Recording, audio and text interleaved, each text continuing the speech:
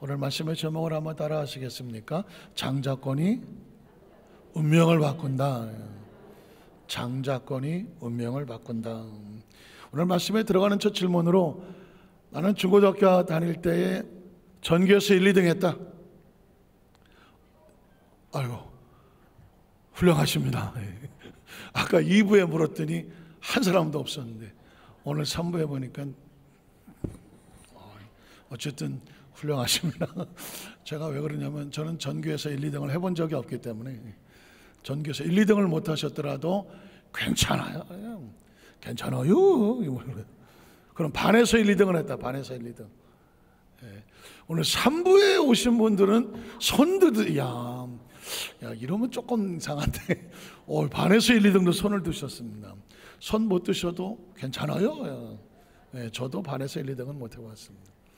많이 생각해 보니까 한 반에서 한 10등, 8, 9등 이 정도 했던 기억이 있는데 저는 공부를 열심히 했지만 성적이 안 나왔을 뿐이지 이렇게 무슨 1, 2등 못했다 해서 실망할 일은 아니다. 우리 성도들도 열심히 공부는 잘했지만 뭐가 안 나왔어요? 그날따라 성적이 안 나왔을 뿐인 거죠. 제가 이런 얘기를 드리는 것은 학교 다닐 땐 제가 1, 2등을 못 해봤는데 군대를 갔더니 시험을 치를 때마다 1등을 하는 거예요. 그래서 무슨 육군 참모총장 메달도 받고 이런 일이 벌어지는데 주위에서 뭐라고 말하겠습니까? 너는 군대 체질이다. 군대 체질이야. 이런 얘기 하지 않습니다. 그래서 제가 이제 대학을 또 신학대학을 가고 대학원을 가는데 신기하게 신학교에서 시험을 치르면 꼭 1, 2등을 하는 거예요. 무슨 체질이에요? 신학교 체질이니까. 목회 체질인가? 제가 그때 고민했어요. 이게 군대 체질이야. 그리고 이건 신학교 체질이야. 이상하게 딴 데는 1, 2등을 못 해요. 근데 군대 가서 시험 봤더니 1등하고 신학교에 다닐 때는 1, 2등하고 전 거의 전학년 장학금을 놓치지 않았던 기억이 있었던데 제가 이제 사실 이렇게 신학교 시절은 열심히 했었던 이유가 있어요. 이유가 뭐냐면 영산신학대학원에 이제 4기로 86년도에 들어갔는데 그 당시 영산신학대학원 원장님이 조영기 목사님이셨어요.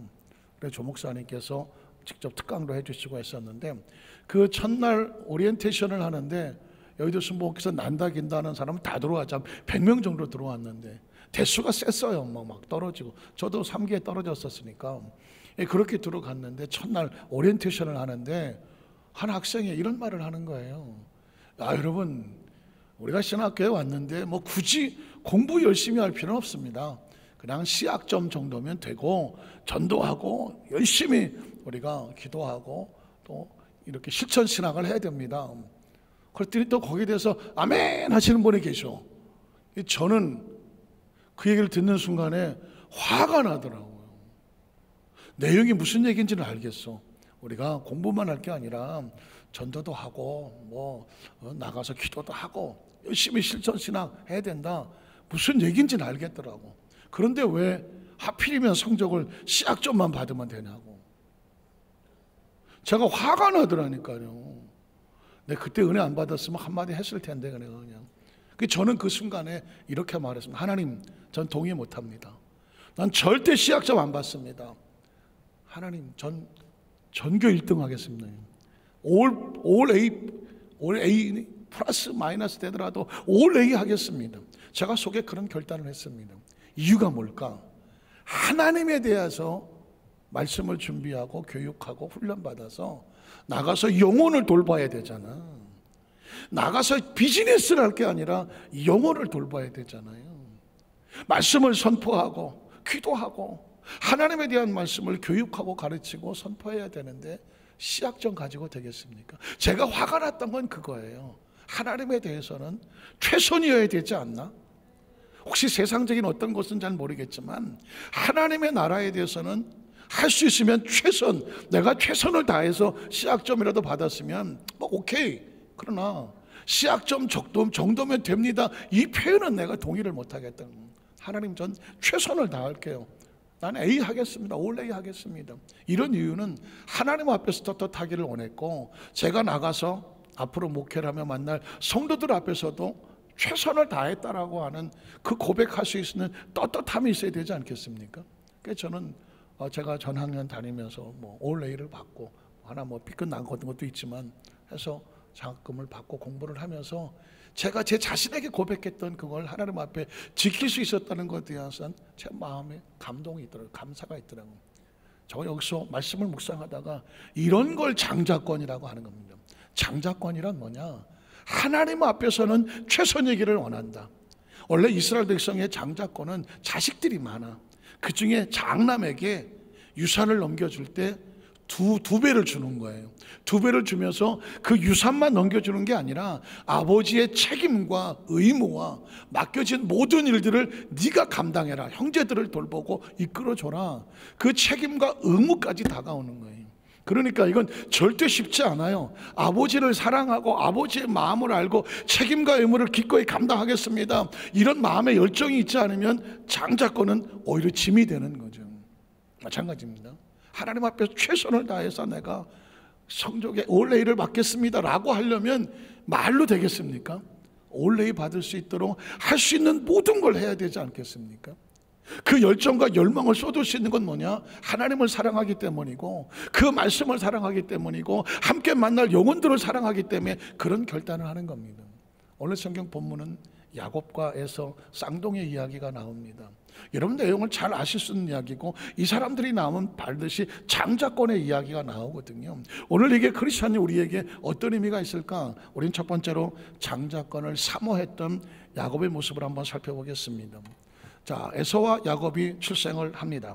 창세기 25장 21절로 22절을 보면 이삭이 그의 아내가 임신하지 못함으로 그를 위하여 야훼께 간구하매 야훼께서 그의 간구를 들으셨으므로 그의 아내 리브가가 임신을 하였더니 그의 아들들이 그 태 속에서 단수가 아니라 복수가 나오죠.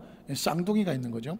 그의 태 속에서 서로 싸우는지라 그가 이르되 이럴 경우에 내가 어찌할꼬 하고 가서 야훼께 묻자온대 야훼께서 그에게 이르시되 두 국민이 내 태 중에 있구나. 두 민족이 내 복중에서부터 나누이리라. 이 족속이 저 족속보다 강하겠고 큰 자가 어린 자를 섬기리라. 여러분 이해가 되십니까? 세상적인 관점은 큰 자가 섬깁니까? 어리고 작은 자가 섬깁니까? 작은 자가 섬기게 되어 있습니다. 그런데 하나님께서 이들의 운명을 뒤바꿔 버립니다. 이들이 출생을 하게 되면 큰 자와 작은 자가 있는데 작은 자가 큰 자를 섬기는 것이 아니라 큰 자가 작은 자를 섬기게 될 거다라고 하나님이 선포를 합니다. 그러면 저와 여러분의 질문이 생기죠. 도대체 무엇이 기준이 될까? 어떤 이유로 인해서 작은 자가 큰 자를 섬기지 아니하고 큰 자가 작은 자를 섬기게 될까?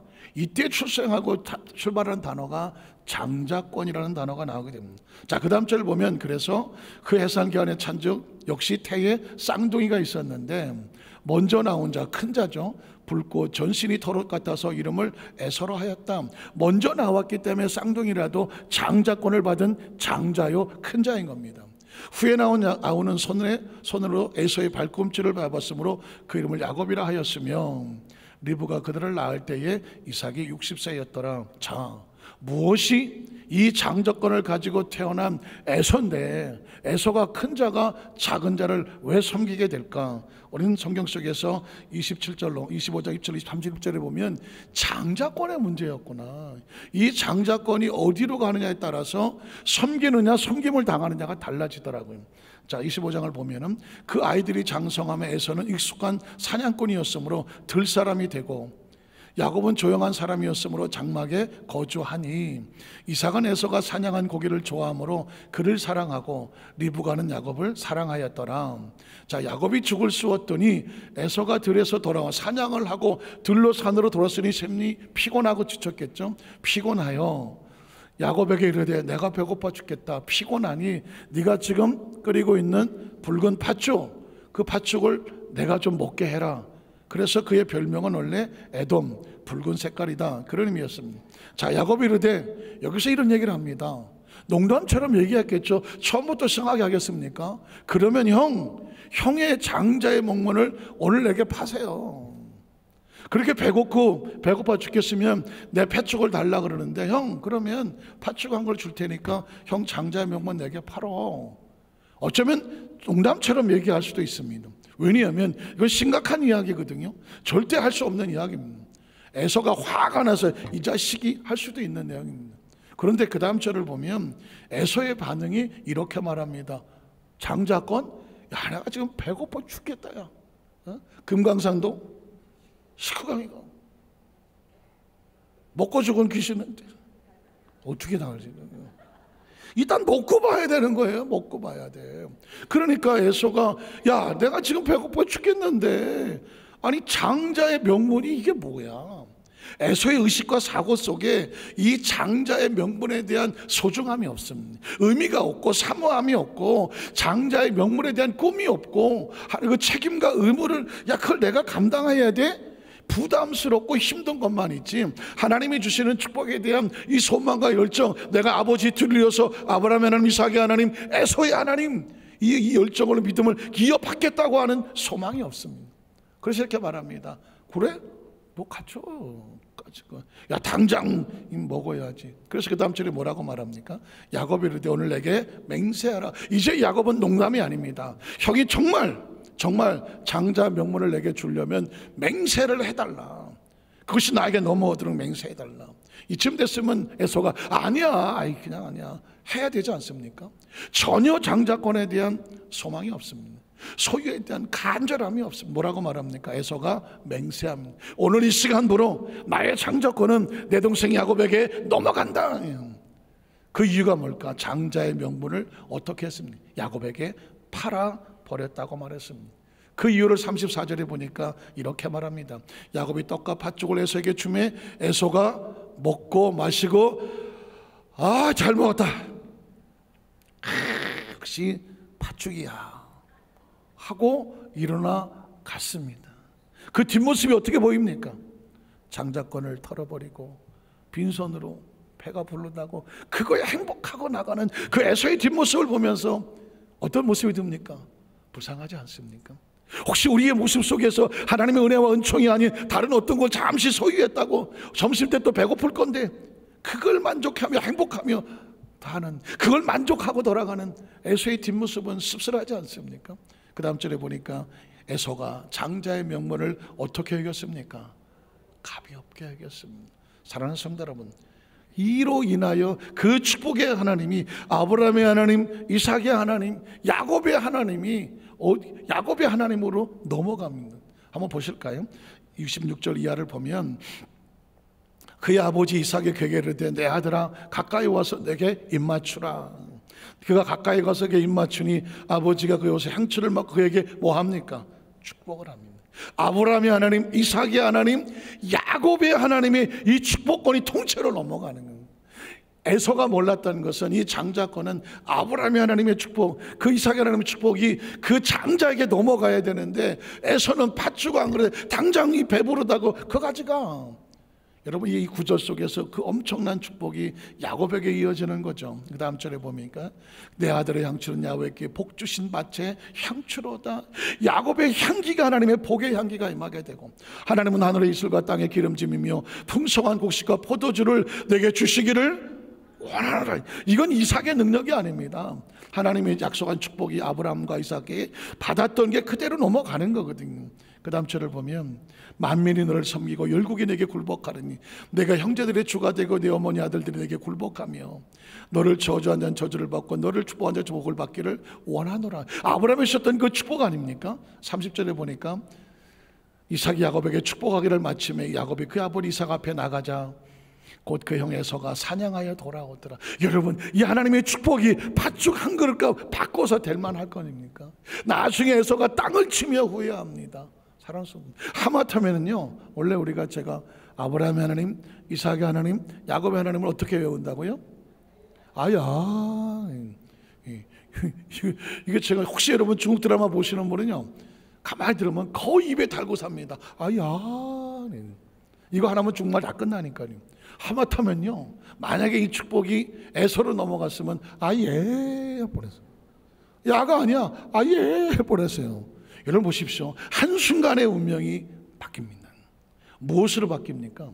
이 장자권의 축복이 어디로 가느냐에 따릅니다. 장자권이란 하나님의 약속하신 축복을 내가 힘들고 어렵더라도 기꺼이 내가 감당하겠습니다라고 그걸 선택하는 걸 뭐라, 당장의 배고픔 이 팥죽 한 그릇 뺏기지 아니하고 기꺼이 내게 맡겨진 하나님의 축복권을 갖고 살겠다, 기꺼이 감당하겠다고 하는 이게 뭐다?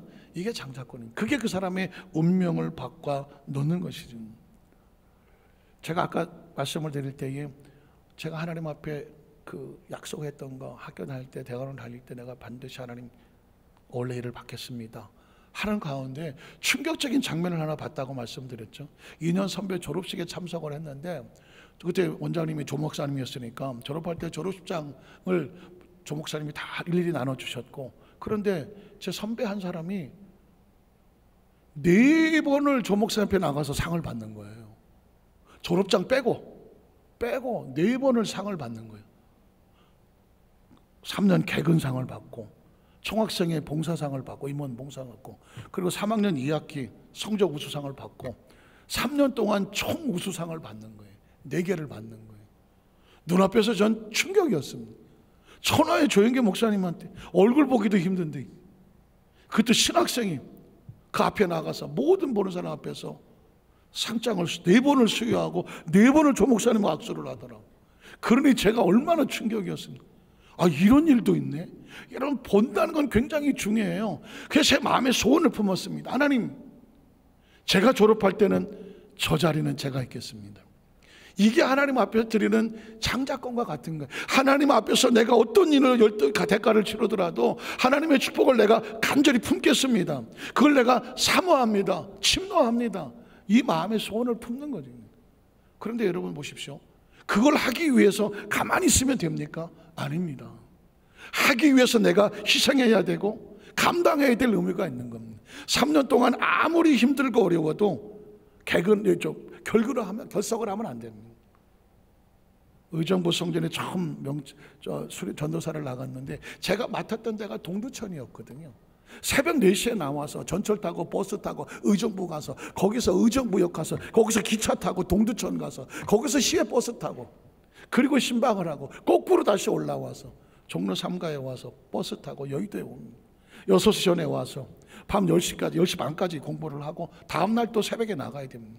어떤 때는 막 비를 쫄딱 맞아갖고 땀을 범벅해서 옵니다. 그래도 난 결석하지 않습니다. 아무리 감기가 걸리고 힘들고 몸살이 나도 무조건 옵니다. 화장실에 가서 씻고 닦고 그리고 올라서더라도 강의에 참석하더라도 난 절대로 결석할 수 없습니다. 왜? 제 마음속에 3년 개근상장을 받아야 되기 때문입니다. 그리고 총학생 임원을 하게 하고 성적을 최선을 다해서 공부를 하고 마지막 순간까지 다 받아야 됩니다. 이유가 뭘까요? 내 머릿속에 가지고 있는 하나님으로부터 받는 이 축복이라고 하면 내가 놓치지 않겠다는 열망이 있기 때문에 그게 가능한 겁니다. 장자권의 소유에 대한 열망을 가진 야곱은 어떻게든지 그 축복을 받고 싶어하는 열망이기 때문에 그 사명을 감당하는 겁니다. 사랑하는 성도 여러분, 오늘 전 여러분에게 도전을 드리는 겁니다.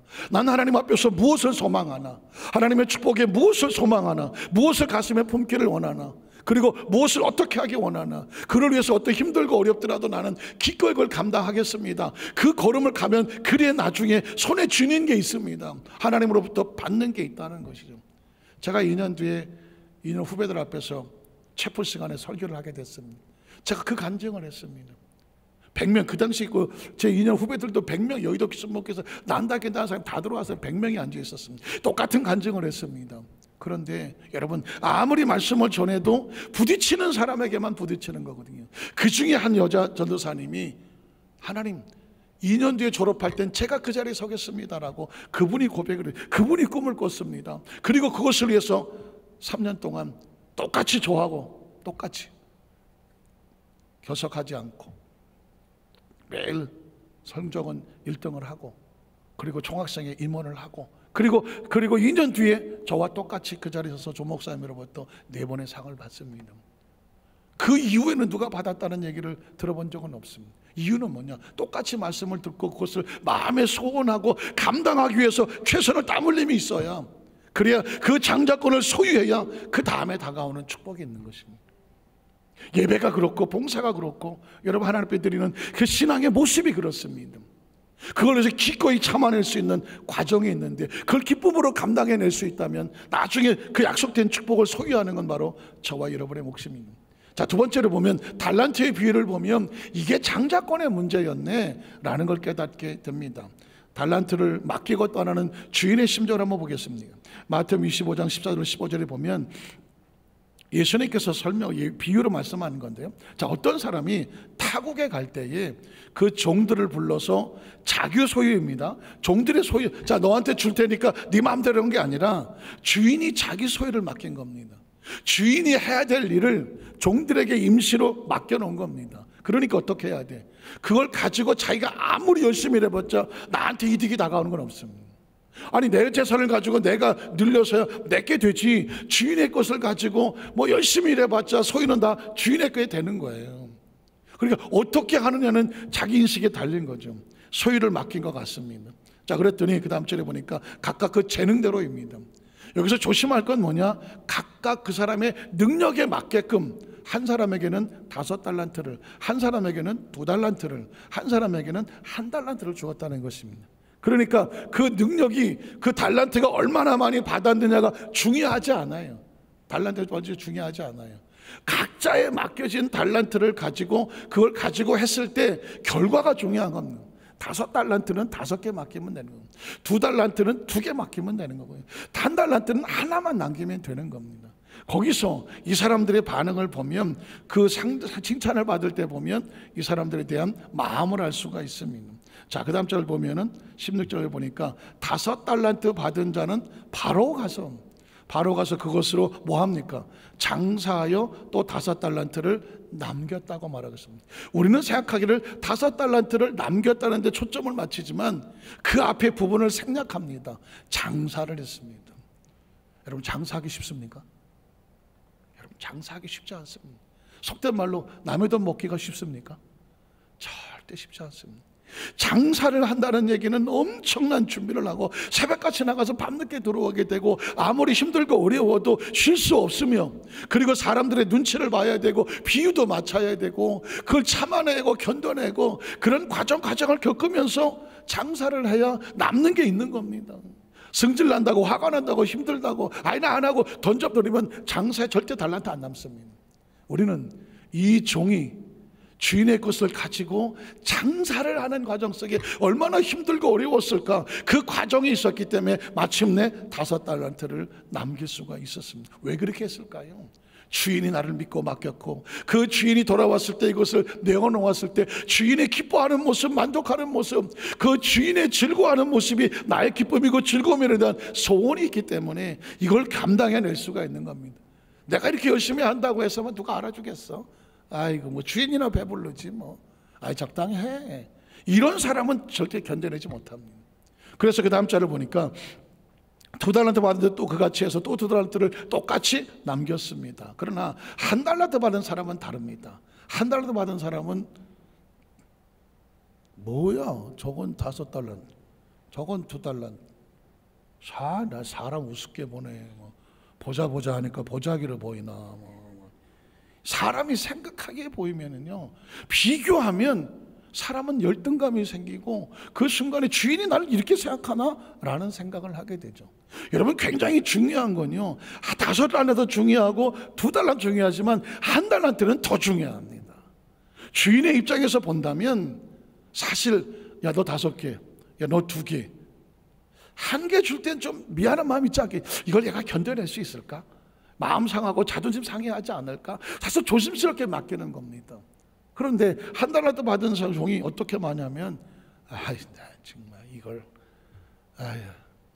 땅에다 처박아 버렸어. 땅에서 파서 묻었다고 말하고 있습니다. 이 이야기는 뭐냐면 주인이 올 때까지 아무것도 안 하는 겁니다. 아무것도 안 하는 겁니다. 5달란트 받은 사람, 2달란트 받은 사람은 가서 장사를 하느라고 힘들고 애쓰고 주인이 앞에 뭔가 내놓을 게 있도록 애를 썼습니다. 책임과 의무를 감당하는 건, 주인이 져야 될 책임과 의무를 본인이 감당하는 건, 1달란트 받은 사람은 감당하고 싶지 않은 겁니다. 책임과 의무를 감당하고 싶지 않습니다. 땅에 처박아 두었습니다. 그 시간에 뭘 했을 거야? 인생은 즐겨야지. 어쩌면 자기 시간을 위해서 다 써버릴 수도 있습니다. 자, 그리고 뭐라고 말하면 감추어 놓고 그 다음 절을 보니까 오랜 후에 종들의 주인이 돌아와서 그들과 뭐를 합니까? 결산을 하죠. 인생이란 계절도 마찬가지. 봄, 여름, 가을, 겨울에 결산이 있는 것처럼, 한 해 결산이 있는 것처럼 인생이란 결산이죠. 우리가 천년만년 살 수가 없잖아요. 인생의 마지막은 결국 자기 스스로에 대한 결산이 아닐까요? 신앙도 마찬가지 아니겠습니까? 성경은 우리에게 늘 결산을 얘기합니다. 마지막에 그 끝날에 주인이 와서 결산을 합니다. 어떤 상황이 벌어집니까? 5달란트 받은 자는 5달란트를 더 가지고 와서 이르되 주인이여 내게 5달란트를 주셨는데 보소서 내가 또 5달란트를 남겼습니다. 그 5달란트에 그 주인이 올 때까지 땀 흘린 눈물, 기도, 또 헌신, 뭐 여러 가지가 한꺼번에 돈으로만 달란트로만 보입니까? 그 사람이 쏟았던 정성과 헌신이 보이지 않습니까? 주인이 그걸 보니까 가슴이 얼마나 뭉클하겠습니까? 그래서 그 다음 절에 보니까 주인이 이르되 잘했어. 돈이 남아서가 아니라 그걸 위해서 헌신했을 그의 땀과 눈물을 보는 거죠. 잘했어. 착하고 충성된 종아, 내가 적은 일에 충성. 이걸 적다고 봐. 많은 것을 너에게 맡깁니다. 때로 여러분이 저와 여러분이 어떤 오너가 되었을 때 인생에 살면서 제일 중요한 게 뭐예요? 사람 만나는 겁니다. 사람 선택하는 겁니다. 사람에게 어떤 중요한 일을 맡겨야 되는데 그때 함부로 맡깁니까? 절대로 함부로 못 맡깁니다. 믿을 수 있는 사람에게 맡깁니다. 맡겨놓아서 그 사람의 최선을 다할 수 있는 사람에게 맡기지 않습니까? 성경은 이야기를 통해서 우리에게도 마찬가지입니다. 하나님께서 누구에게 맡기겠습니까? 하나님께서 엄청난 주여 나에게 뭐 영권을 주세요, 물권을 주세요, 건강을 주세요, 축복을 주세요 할 때 여러분이 중요한 것으로 함부로 맡깁니까? 함부로 안 맡깁니다. 믿을 수 있는 사람에게 그 영권과 물권과 생명 축복을 주었을 때 감당할 수 있는 사람에게, 유용하게 쓸 수 있는 사람에게 맡기는 건 아니겠습니까? 많은 것을 내게 맡기리니 내 주인의 즐거움에 참여할지어다. 이게 바로 장자권과 뒤집어 말하면 우리가 하나님 앞에 최선을 다하여 각자 맡은 달란트에 비록 많고 적음을 떠나서 내가 최선을 다한다면 주인은 똑같이 말하겠구나. 잘하였도다 착하고 충성된 종아, 네가 지극히 적은 일에 이렇게 최선을 다했다면 더 많은 것을 맡기고 나의 궁극적인 목적은 뭐냐? 나의 즐거움에 참여할지어다. 천국은 다른 말로 하나님의 즐거움에 함께 참여하는 것입니다. 2달란트도 마찬가지입니다. 그 다음 절을 보면 2달란트 받은 자도 와서 이르되 주인은 내게 2달란트를 주셨는데 보소서 내가 또 2달란트를 남깁니다. 그의 땀과 눈물과 정성과 헌신이 그대로 박혀있는 것, 주인은 똑같이 말합니다. 아시는 것처럼 5달란트 받은 사람도 이 칭찬 받았고 2달란트 받은 사람도 글자 하나 안 틀리고 똑같이 칭찬을 받습니다. 잘하였다 착하고 충성된 종아, 내가 적은 일에 충성하였음에 내가 많은 것을 내게 맡기리니 내 주인의 즐거움에 참여할지어다. 전혀 차별이 없습니다. 비교도 없습니다. 자, 그 다음 절에 보면 1달란트 받은 종은 어떤 상황이 됐을까요? 그 다음 절을 보면 1달란트 받은 자는 와서 이르되 기대가 없습니다. 자기가 한 게 없으니 기대도 없습니다. 와서 뭐라고 말합니까? 주인이여, 당신은 굳은 사람이다. 마음이 딱딱하고 완악하고 빈틈이 없고 바늘로 찔러도 피도 한 방 안 나오는 사람입니다. 그러니 심지 않은 데서도 얻으려고 하고 해치지 않은 데서 모으는 아주 악착 같은 사람이라는 거죠. 이 사람의 인식 속에 그렇습니다. 그래서 그 다음 절에 보면 두려워서 내가 혹시 뭐 잘못하면 책망하고 나를 뭐라고 그럴까봐 책망 안 받으려고 그대로 손해 안 보려고 당신의 달란트를 땅에 감추어 파묻었습니다. 그리고 보소서 조금 더 흠집은 하나도 잃어버리지 않고 가져와 당신의 것을 가졌습니다. 손해보지는 않았습니다. 그러나 그가 한 땀과 눈물과 헌신이 아무것도 없었습니다. 그 다음 절을 보면 그래서 주인이 대답하자 이럽니다. 악하고 게을렀다라고 말하고 있습니다. 게을렀다. 한 게 없다는 거죠. 책임과 의무를 같이 나눠주려고 하지 않았고 내가 왜 그 일을 해? 난 고생하고 싶지 않아. 내가 내 거 조금이라도 양보하고 싶지 않아. 그걸 악하고 게으르다고 말합니다. 그 다음 절은 뭐라고 말하냐면 나는 심지 않은 데서 거두고 해치 않은 데서 모으는 줄로 내가 알았느냐? 그렇다면 내가 마땅히 내 돈을 취리한 자들에게 맡겼다가 내가 돌아와서 내 원금과 이자를 받게 하였을 것이니라 하고 이렇게 말합니다. 그에게서 1달란트를 마저 빼앗아서 10달란트 가진 자에게 주라. 그리고 무릇 있는 자는, 천국의 법칙은 이렇습니다.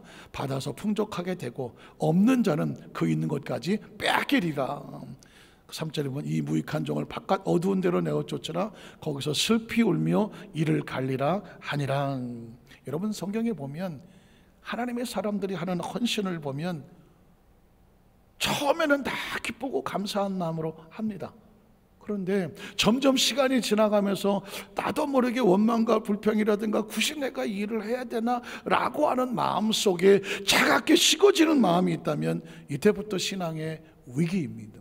왜냐하면 이스라엘 백성들이 하나님 앞에 나와서 제물을 드리고 예배를 드릴 때 처음부터 그 사람들이 하나님을 떠나지 않았습니다. 처음에는 집에서부터 가장 좋은 소나 양을 준비해서 하나님 앞에 나와서 제물을 드렸습니다. 그게 기쁨이고 감사였습니다. 아무리 멀어도 내가 이 제물을 드리면서 하나님을 기쁘게 한다, 기쁨이 목적이었습니다. 그런데 어느 때 하다 보니까 아깝게 시작합니다. 야, 이렇게 좋은 소를 이거 팔았더니 말이야 비싸. 그 다음부터 어떻게 하냐면 조금 상태가 이상한 걸 보이기 시작합니다. 눈깔이 하나 빠졌거나 다리를 뭐 다쳐갖고 이거 어차피 죽을 놈, 그걸 가지고 가서 어차피 죽을 건데 뭐 가다 보니까 힘이 듭니다. 나중에 어떻게 하냐면 집에서부터 제물 준비할 거 있나 성전의 주위에다가 적당한 데서 양이나 소를 삽니다. 그러면 고생 안 해도 되잖아요. 그래서 양하고 소가 좀 사서 이거 얼마요? A급, B급씩. 싼 걸로 하나 주세요. 하나 사갖고 제사장이 와서 제물을 가져왔습니다. 제사장은 뭐 이게 뭐 집에서부터 가져온 건지 옆에 산 건지 그걸 못하는 거 아니겠습니까? 이스라엘 백성들이 그렇게 제물을, 뭐가 달라졌습니까? 형식은 그대로 있는데 뭐가 없습니까? 사랑과 헌신이 없습니다. 하나님께서 땅을 칩니다. 이스라엘 백성들아, 나에게 이 소나 양이나 제물 가져오지 마라. 그 성전에 그 짐승의 기름과 피가 자욱하다. 내가 원하는 거는 이런 형식과 마음 없는 그런 제물이 아니다. 난 하나님을 알고 하나님 앞에 사랑을 하는 그 마음을 원한다는 거죠. 어떻게 생각하십니까? 신앙생활은 50년 60년 짬밥이 문제가 아니에요. 내가 신앙생활 얼마 했는지 알아? 얼마 했다고. 짬밥이 문제가 아니라니까. 지금도 여전히 하나님 앞에서 사명 감당하는 일에 대해서 기꺼이 힘들고 어려워도 그게 즐거우냐, 그게 보람이 있느냐, 그게 가치가 있느냐, 할만하냐, 이게 중요한 거예요. 제가 여의도에서 뭐 국장을 하고 정년 담임 목사를 할 때 한 번은 일부 예배 아마 제가 사회 담당이었던 것 같아요. 아침 새벽같이 나왔죠. 끝나고 나서 식사를 못해서 그 초원 지하 식당에 가서 라면집에서 라면하고 뭐 급하니까 김밥 하나를 먹으려고 했는데 그때 마침 한겨울에 여의도에 막 바람이 얼마나 셉니까? 남성계 그 집사람들이 막 파카를 쓰고 방한마를 쓰고 이따마는 벙어리 장갑에다가 유도등을 들고 성도들 막 새벽에 이거 안내해야 돼, 교통봉사해야 되거든요. 그 눈이라도 치고는 막 영하 막 23도면 얼마나 춥습니까? 제가 들어갈 때 보니까 그분들이 그러고 있더라고요. 눈물이 나죠. 저렇게 봉사하는구나. 근데 제가 라면을 먹으려고 하는데 그분 한 20-30명이 그 식당에 들어와서 라면집에 그분들이, 저는 구탱이 이렇게 앉아 있는 거죠. 더 겁이 나더라고요. 왜 겁이 날까? 이분들이 밖에서 그렇게 춥게 막 헌신하고 봉사 왔어. 어떤 표정으로 했을지 모르지만 열심히 했어. 근데 끝났어. 따뜻한 데 들어와서 라면 한 그릇 먹으러 왔는데 이제 모자도 벗고 장갑도 없는데 혹시라도 한 사람이라도 더럽게 춥네. 아이씨, 지금 내가 이건 정말 혹시라도 그렇게 헌신하고 들어와서 앉았는데 그 표정이 기쁨이 없거나 억지로 하거나 정말 그런 말이 한마디로 나오면 내가 받았던 은혜가 깨질까 봐 전 조심스럽게 앉아 있었습니다. 그런데 그 남성 집사람들이 먹고 하는데 얼굴에 막 빵빵 얼어서 막 코도 시뻘겋고 막 이런데 한 사람도 얼굴 찡그린 사람이 없어. 아주머니 여기 라면 몇 개 주세요. 그러다가 이거 김 집사는 오늘 너무 많이 수고했어. 한 그릇 더 먹었더니 괜찮아. 실장님 드세요. 아니야, 너 가져와. 아줌마 여기 김밥 좀 더 주세요. 그런데 한 사람도 얼굴에 찡그림이 없어. 얼마나 춥고 힘든데 왜 여러 군데 딴 데 따뜻한 데 봉사할 때도 많은데 왜 길거리에서 추운 데 떨고 있으면서 그런 봉사를 하냐고. 그러면서 들어와서 왜 우리는 이런 봉사해야 되지? 하는 사람이 없어. 전 그날 울었어요. 그분들은 몰랐지만 뒤에 앉아서 눈물을 흘렸어. 하나님, 저게 진짜 봉사네요. 저는 그 길거리에서 떨고 추운 봉사를 하면서 앉아서 라면 한 그릇 먹으며 행복하며 한 그릇 더 들라고 서로 하시는 그분들 보고 울었다니까는. 제가요, 만에 하나 아주 쫙 깨끗하게 차려입고 봉사복을 딱 입고 아주 편안한 데 있다 이렇게 봉사하시다가 와서 라면집에 와서 라면을 먹으면서 오늘 라면이 왜 이래? 만약에 그랬다면, 아니 그분들이 와서 열심히 봉사했더라도 제가 눈물은 안 흘렸을 것 같아요. 그런데 너무 힘들고 우리 뻔히 아는 그 힘들이 원망과 불평을 해도 되는 상황인데도 오히려 최선을 다하는 모습을 보니까 내내 눈물이 나더라고. 여러분 보십시오. 한 5달란트, 2달란트, 1달란트, 5달 남기고 2달러 남기는데 눈물 안 나. 그런데 만에 하나 1달란트를 받은 사람이 1달란트를 남겨왔다? 난 눈물 날 것 같아. 가장 힘들고 어려운. 여러분이 아마 각자 형편 처지가 다 다르시겠죠. 다 다를 거예요. 그런데 왜 난 이렇게 어려워? 하나님, 왜 나만 이렇게 어려워요? 왜 나만 이렇게 안 되는 것 같아요? 내가 이런 상황에서 내가 신앙생활을 해야 돼요, 하나님. 혹시 그런 분이 있다고 하면 그건 1달란트입니다. 원망, 남이 봐서 그거 원망해도 돼, 불평해도 되고, 야 그 정도면 나도 나도 신앙생활 안 한다 할 만한 상황이라고 하면 그건 1달란트입니다. 거기서 여러분이 1달란트만 더 남긴다는 심령을 가지고 그 가운데 최선을 다한다면 주인은 5달란트 칭찬하고 2달란트 칭찬했지만 1달란트가 1달란트 가져오면 말도 못할 거. 전 우리 여도수 만삭교회 성도님들이 왜 5달란트 안 주냐, 왜 2달란트 주냐 라기보다 지금 내게 주어진 상황 가운데 누구도 감당하지 못할 상황 가운데 기꺼이 내가 장자권을 사모하는 하나님 편에 서서 비록 1달란트지만 주인님 잘하자 내놓으면 주인은 안고. 오늘 세 번째 바울을 보면서, 그래서 바울은 그 힘들고 어려운 고비를 지나가는데 이 양반은 원망이 없어, 불평이 없어. 그 이유는 뭘까? 이 장자권 축복의 비밀을 알기 때문입니다. 사도행전 20장 17절 24절에 보면 자신은 육신의 생명보다 하늘의 생명을 더 귀히 여겼습니다. 바울이 빌레도에서 사람을 에베소로 보내어 교회 장로들을 청하니 오매 그들에게 말하되 아시아에서 들어온 첫날부터 지금까지 내가 항상 여러분 가운데서 어떻게 행하였는지를 여러분도 나를 봐서 아는 바인데 곧 모든 겸손과 눈물이며 유대인의 관계로 말미암아 당한 시험을 참고 주를 섬긴 것과 유익한 것은 무엇이든지 공중 앞에서나 각 집에서나 꺼리낌 없이 여러분에게 전하여 가르쳤고 유대인과 헬라인들에게 하나님께 대한 회개와 우리 주 예수께 대한 믿음을 증언한 것이라. 보라, 이제 나는 성령에 매여 예루살렘으로 가는데 거기서 무슨 일을 당할지 나도 잘 알지 못하노라. 오직 성령이 각 성에서 내게 증언하여 결박과 환난이 내 앞에서 복음을 증거하는 나를 위해서 기다린다고 하시나 나는 내가 달려갈 길과 주 예수께 받은 사명 곧 하나님의 은혜의 복음을 증언한 일을 끝까지 마치려 하면은 나의 생명조차 조금 더 귀한 것을 여기지 할 수 있는 이유가 뭐예요? 나는 생명보다 사명이 소중하기 때문이라는 것이죠. 또 빌립보서 3장 7절로 9절에 보면 육신의 것을 그리스도를 위해서 배선물로 여기겠다. 그러나 무엇이 내게 유익하던 것, 그저 육신으로 즐기던 것, 내가 감정적으로 즐기던 것, 유익하던 모든 것들을 내가 그리스도를 위해서 다 해로 여길 뿐더러 또 모든 것을 해로 여기면 내 주 그리스도 예수를 아는 지식이 가장 고상하기 때문이며 내가 그를 위해서 모든 것을 잃어버리고 배설물로 여기면 비록 육신의 것을 잃어버린다고 할지라도 무엇을 얻어? 그리스도를 얻고 그 안에서 발견되려 하매니 내가 가진 의는 율법에서 난 것이 아니다. 오직 그리스도를 믿음으로 말미암은 것이니 그 믿음으로 하나님께로부터 은한 의다. 디모데후서 4장 5절 8절에 보면 바울의 마지막 신앙의 고백, 그가 사모하는 멸관의 이야기가 나옵니다. 그러나 너는 모든 일에 신중하고 고난을 받으며 전도자 일을 하며 내 직무를 다하라. 전제와 같이 내가 벌써 부어지고 나의 떠날 시각이 가까웠도다. 나는 선한 싸움을 싸우고 나의 달려갈 길을 마치고 믿음을 지켰으니 이제 후로 나를 위하여 의의 면류관이 예비되어 있으므로 주 곧 의로우신 재판장이 그날에 내게 주실 것이며 내게만 아니라 주의 나타나심을 사모하는 모든 자에게도니라. 무엇을 사모하십니까? 무엇의 목적을 두십니까? 무엇의 가치를 두십니까? 하나님의 나라 속에 여러분은 어떤 열망이 있습니까? 어떤 사모함이 있습니까? 야곱이 장자권을 사모하듯이 그 비록 힘들고 어려운 것을 대가를 치르더라도 아브라함의 하나님, 이삭의 하나님이 나의 하나님이 되게 하여 주시옵소서.